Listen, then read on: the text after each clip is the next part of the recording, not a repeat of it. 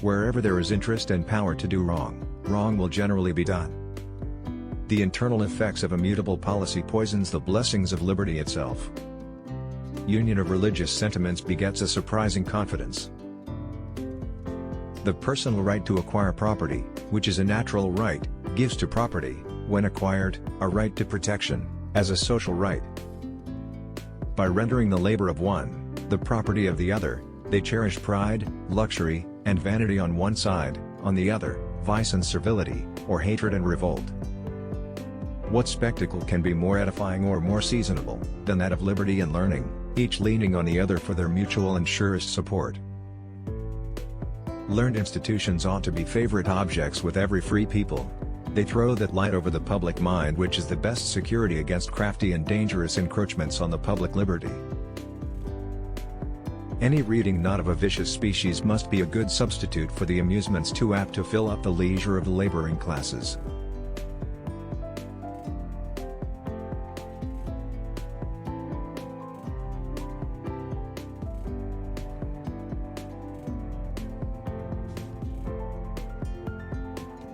The capacity of the female mind for studies of the highest order cannot be doubted, having been sufficiently illustrated by its works of genius, of erudition, and of science.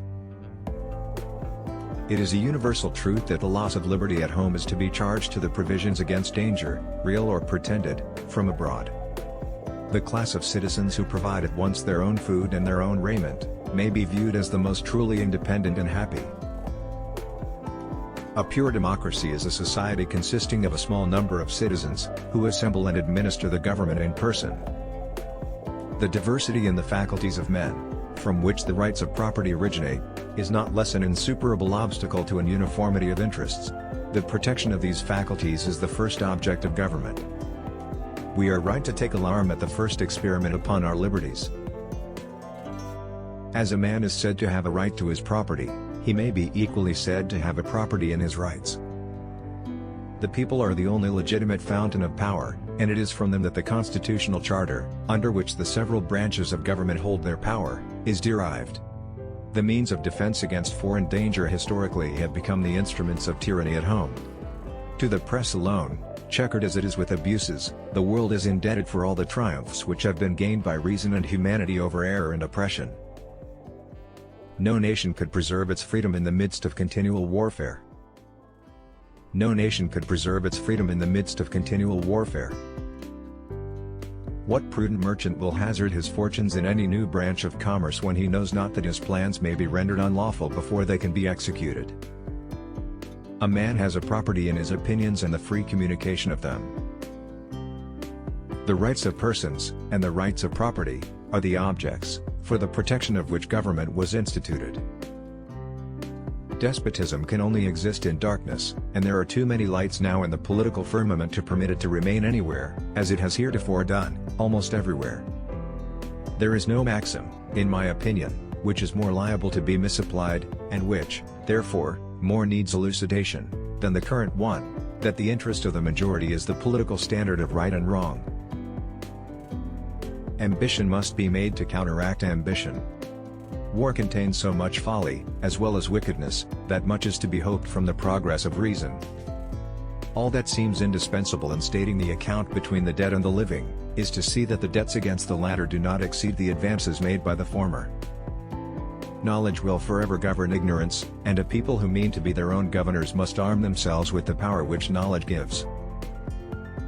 The purpose of separation of church and state is to keep forever from these shores the ceaseless strife that has soaked the soil of Europe with blood for centuries.